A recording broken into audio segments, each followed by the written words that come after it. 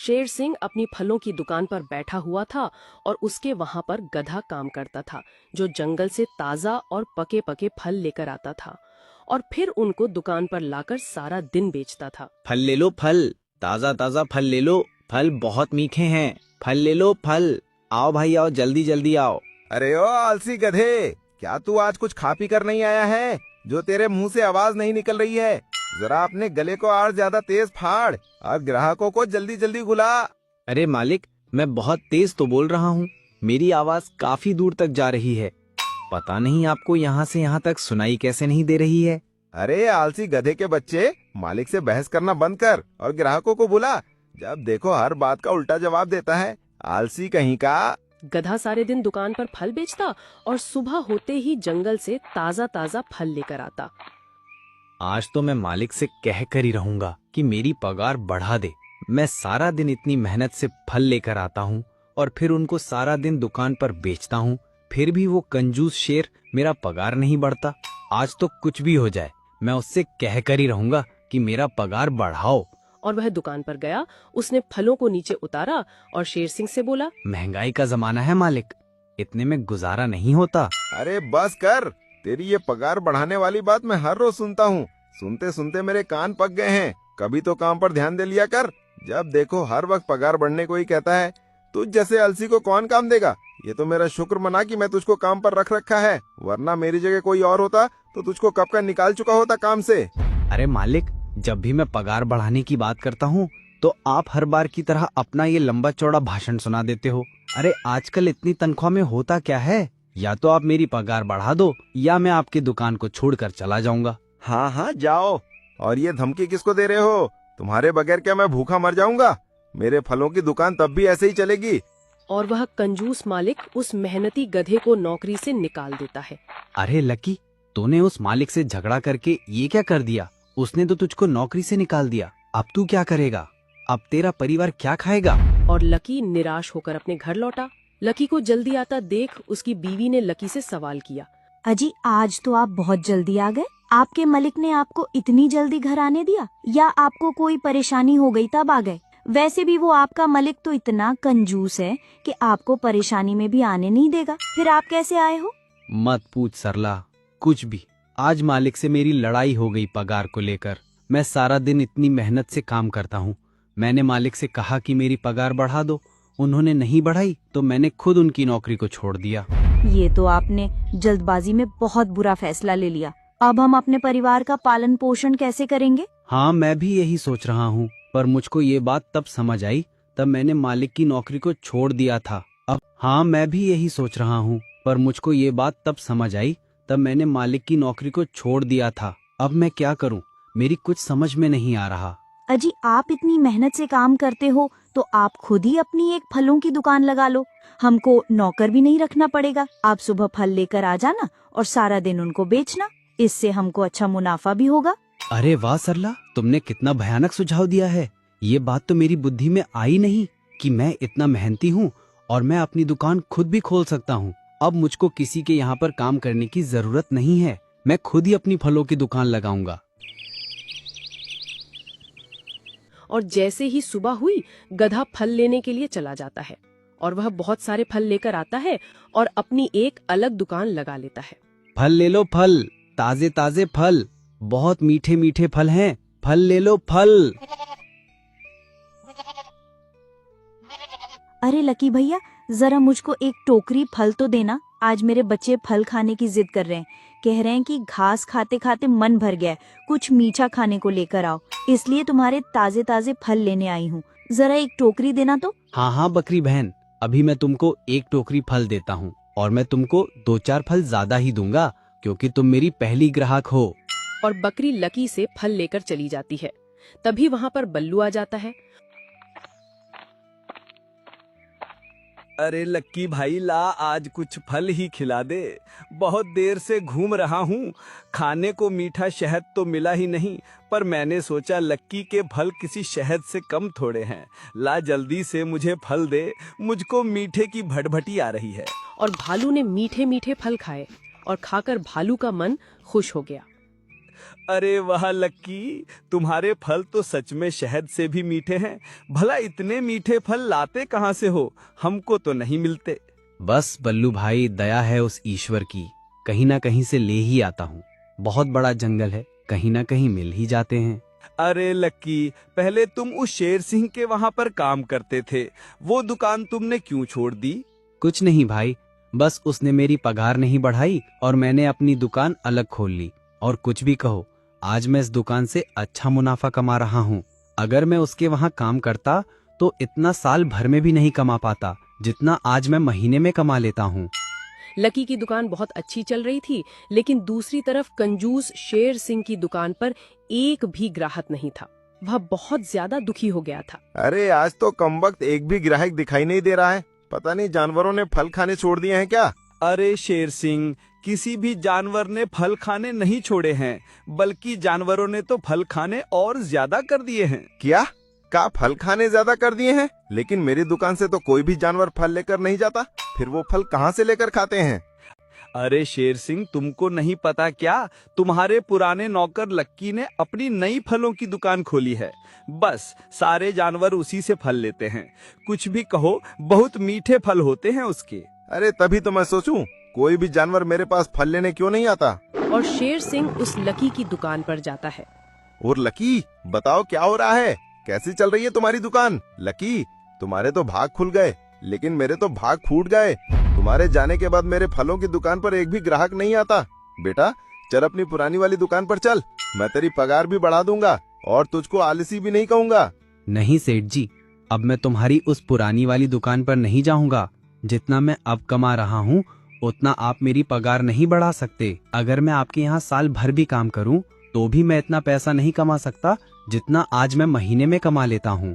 Lucky की बात सुनकर शेर सिंह को बहुत बुरा लगता है, लेकिन उसको खुद के बर्ताव पर भी पछतावा होता है। अगर मैंने उस लकी को बुरा भला नहीं कहा होता तो आज मैं जंगल का सबसे बड़ा फलों का व्यापारी होता। लकी इतनी मेहनत से मेरी दुकान पर काम करता था और मैं पूरा दिन उस पर रौब झाड़ता था। ये सब मेरी ही गलती है, जिसका मुझे बहुत पछतावा हो रहा है। और शेर सिंह पछताते हुए धीरे धीरे घर में जा रहा होता है। शेर, भालू, बकरी, हाथी, ये सभी अपने अपने घरों में सो रहे थे। तभी उनके घरों के ऊपर से एक अजीब सी चीज निकल कर गई और वो जंगल के राजा शेर के घर के ऊपर रुक गई, जिससे बहुत तेज प्रकाश निकल रहा था और उसकी आवाज से शेर की नींद खुल गई। शेर की नींद खुलते ही वो अजीब सी चीज पल भर में वहां से गायब हो गई। अरे ये आवाज किसकी थी? जंगल में ऐसी आवाज तो पहले कभी नहीं सुनी। मुझे ऐसा प्रतीत क्यों हो रहा था कि जैसे कोई मेरी झोंपड़ी पर अपनी निगरानी बनाए हुए हो। कुछ तो था मेरी झोंपड़ी के ऊपर जो पल भर में गायब हो गया। अब तो उसकी आवाज भी सुनाई नहीं दे रही है। और जैसे ही सुबह हुई तो बकरी जोर जोर से रो रही थी। अरे मैं तो लुट गई, मेरा सब कुछ चोरी हो गया। पता नहीं कौन था, मेरा सब कुछ लूट कर ले गया। मैं बड़ी मुश्किल से अपनी बड़ी बेटी की शादी के लिए धन इकट्ठा किया था, सब चला गया। हे भगवान, अब मेरी बेटी की शादी कैसे होगी? बिना धन के मेरी बेटी से कौन शादी करेगा? अरे क्या हो गया बकरी? तुम इतनी जोर जोर से क्यों रो रही हो? और तुम रोते हुए कह रही थी कि किसी ने तुम्हारी चोरी कर ली। हमारे कड़े अनुशासन के होते हुए ऐसा कौन सा चोर आ गया जिसने तुम्हारे धन को निकाल लिया? महाराज, मैं कई महीनों से धन इकट्ठा कर रही थी।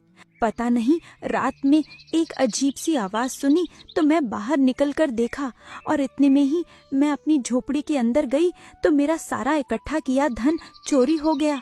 हाँ बकरी, तुम जिस आवाज के बारे में अभी बात कर रही हो, बकरी तुम जिस आवाज के बारे में अभी बात कर रही हो, ऐसी आवाज कल रात मैंने भी सुनी थी। मुझे लग रहा था कि कोई मेरी झोंपड़ी के ऊपर से निकल कर गया हो।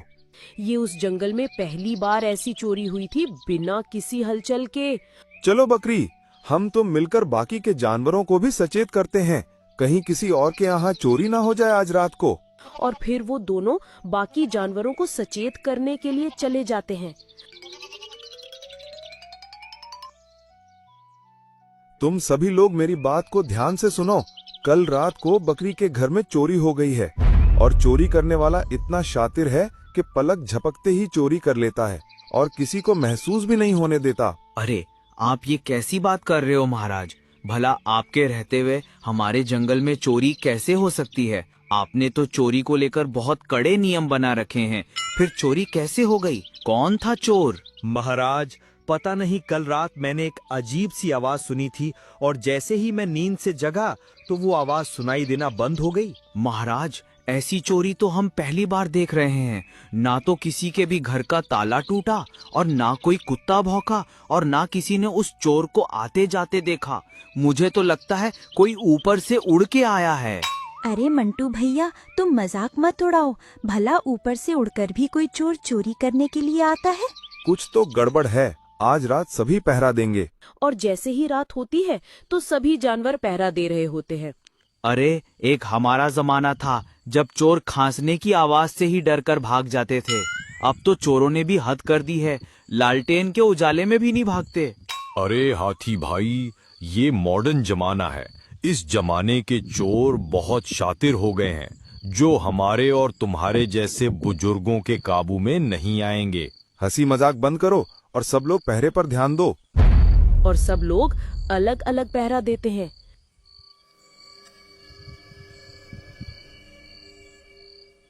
आधी से ज्यादा रात गुजर चुकी थी और हाथी बकरी से कहता है, अरे बकरी बहन, तुमको कुछ दिखाई दिया या नहीं? मुझको तो पहरा देते देते नींद आ रही है। नहीं हाथी भैया, अभी तो कुछ नहीं मिला, लेकिन तुम सोना मत, ढूंढते रहो।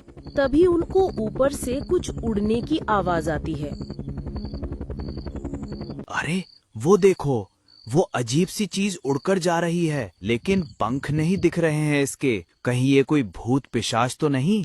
अरे मंटू भैया, ये चुड़ैल नहीं है, ये शहर वालों की उड़ती हुई कोई मशीन है और हम इसके बारे में सुबह होते ही महाराज को बताएंगे। और वो ड्रोन एक झोपड़ी के ऊपर रुकता है और फिर तेजी से उड़कर अंधेरे में गायब हो जाता है। और फिर सुबह होती है तो बकरी और हाथी जंगल के राजा शेर के पास आते हैं। महाराज, महाराज, हमने कल रात को एक उड़ती हुई चीज देखी। वो कोई परिंदा नहीं था, वो एक महाराज, महाराज, हमने कल रात को एक उड़ती हुई चीज देखी। वो कोई परिंदा नहीं था, वो एक उड़ती हुई मशीन थी। अरे तुम कहना क्या चाहती हो? साफ साफ बोलो। पता नहीं महाराज, वो अजीब सी चीज बिना पंख के उड़ती है और वो एक झोपड़ी के ऊपर कुछ देर रुकी और वहाँ से पलक झपकते ही गायब हो गई। अच्छा, तो ये बात है। शायद कोई उस यंत्र के जरिए हमारे जंगल की निगरानी करता है और चोरी भी कोई शातिर जानवर ही करता है। इसका मतलब ये किसी बाहरी जानवर का काम है और वो बहुत ज्यादा पढ़ा लिखा होगा, जिसको तकनीक की कुछ जानकारी होगी। शायद कोई साइंटिस्ट भी हो सकता है। खैर कोई नहीं, इसका कुछ ना कुछ हल तो निकालना ही होगा। और अगले दिन शेर जंगल के जानवरों के साथ इस चोरी वाले मामले को लेकर बात करता है। महाराज, कल रात को मेरी बीवी मुझको बता रही थी कि उसने अपनी झोपड़ी के ऊपर कुछ चमकती चीज देखी, लेकिन वो चांद नहीं था। और फिर उसने उस अजीब सी चीज को दूसरी झोपड़ी के ऊपर भी जाते हुए देखा। वो ऐसे ही जंगल की सारी झोपड़ियां के ऊपर जाकर चक्कर लगा रही थी। कुछ ना कुछ तो गड़बड़ है, पर समझ ये नहीं आ रहा कि कौन कर रहा है ऐसे चोरी। और ये भी समझ में नहीं आ रहा है कि वो मशीन से चोरी कैसे हो सकती है। और ये भी समझ में नहीं आ रहा है कि वो बिना ड्राइवर के कैसे उड़ सकती है। और रात में वो ड्रोन घूम रहा होता है और फिर एक घर के ऊपर रुक जाता है और फिर उस घर में भी चोरी हो जाती है और किसी को कुछ पता नहीं चलता। और सुबह को जानवर उसी घर के बाहर इकट्ठा होते हैं। अरे भाई, अब तो हद होती जा रही है। ना तो कुछ दिखता है और पता नहीं चोरी कैसे हो जाती है। बल्लू भैया, आपको पता है, आज भी कुछ जानवर बात कर रहे थे और वो बता रहे थे कि आज भी उन्होंने किसी के घर के ऊपर कुछ जाता हुआ देखा था। जानवरों की लाख कोशिश करने के बाद भी चोरी नहीं रुकती और ऐसे ही सिलसिला चलता रहता है। फिर एक दिन जंगल के राजा ने कुछ जानवरों को लेकर एक गुप्त प्लान बनाया और जैसे ही रात हुई तो जंगल का राजा झाड़ियों में छुप गया। और जैसे ही ड्रोन जंगल से होकर गुजरा तो जंगल के राजा ने उसको देख लिया और उसका पीछा करने लगा।